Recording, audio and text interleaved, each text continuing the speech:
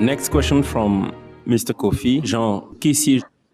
He is National Secretary and spokesperson of CAR, which is a political party. Good afternoon, Submaster. Good afternoon. And God bless you for all you are doing for the humanity. My question is about politicians. Les efforts que vous faites pour lutter contre le réchauffement climatique, vous savez que nous avons besoin d'une implication plus forte des politiciens. Leur implication est nécessaire. Mais on remarque que cela ne fait pas partie de leurs principales préoccupations. Ma question, c'est que pouvons-nous faire? Ou bien, à votre avis, que peut-on faire pour que les politiciens s'impliquent beaucoup plus dans les questions du réchauffement climatique, dans les questions de l'environnement, dans la lutte contre le réchauffement climatique? Faut-il les envoyer tous à une université des sciences de l'environnement?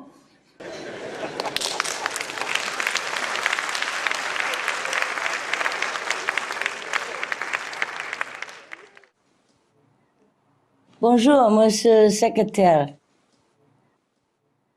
You are correct. You are correct. It is best if government leaders can be part of the solution. They can assist in helping people to understand why it is so important to make the change and to the veg diet. To approach the political leaders, you can first get together with others of like mind. Then you let the leaders know that you and others like yourself are very interested in this subject. Tell them you want to save the planet. That's it. Write to your government leaders about the veg solution. Go and visit with them if that is possible. For supporting materials, you can ask our association members to provide you with the information you might need. From what we are reading in the news, it seems that more African leaders are now becoming interested in halting climate change and realizing the need to act on global warming. Sadly, global warming is affecting African countries in all the severest and some of the most visible ways.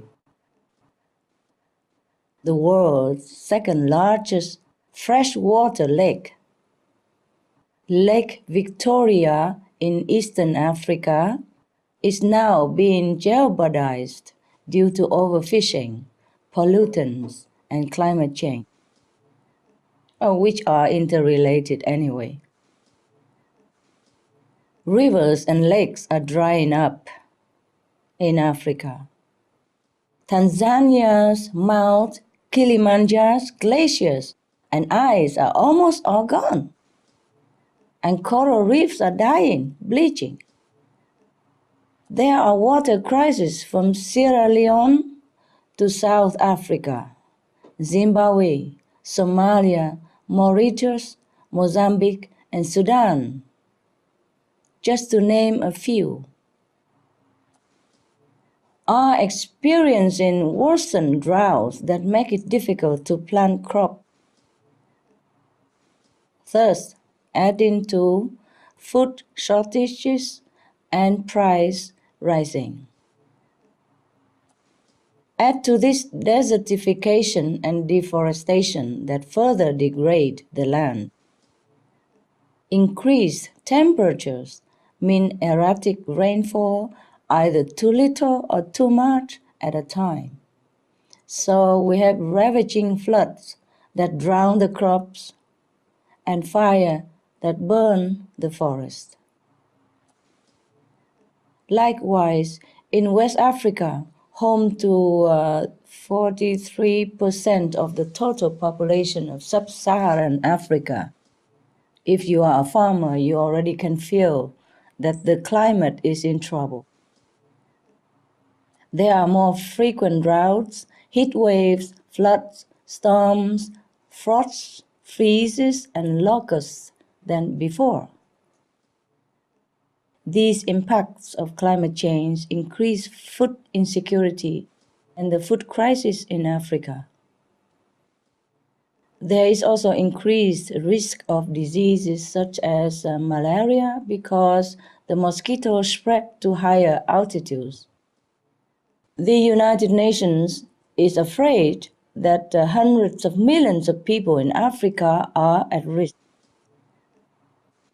This is just a handful of all the news reports coming out about global warming in your land. I'm sure there are more. For leaders, they are aware of these grave problems facing their countries. Now, if the citizens also support them, remind them that they are concerned and that this is for their best interest, then they will be even more energized to address climate change. Then they will remember that global warming is the most important agenda. That is their duty, not only professionally, but also personally, because it affects themselves and their children as well. So let us try our best to help remind and encourage our leaders to do something. Thank you, and heaven bless the majestic land of Africa. And peace and hope.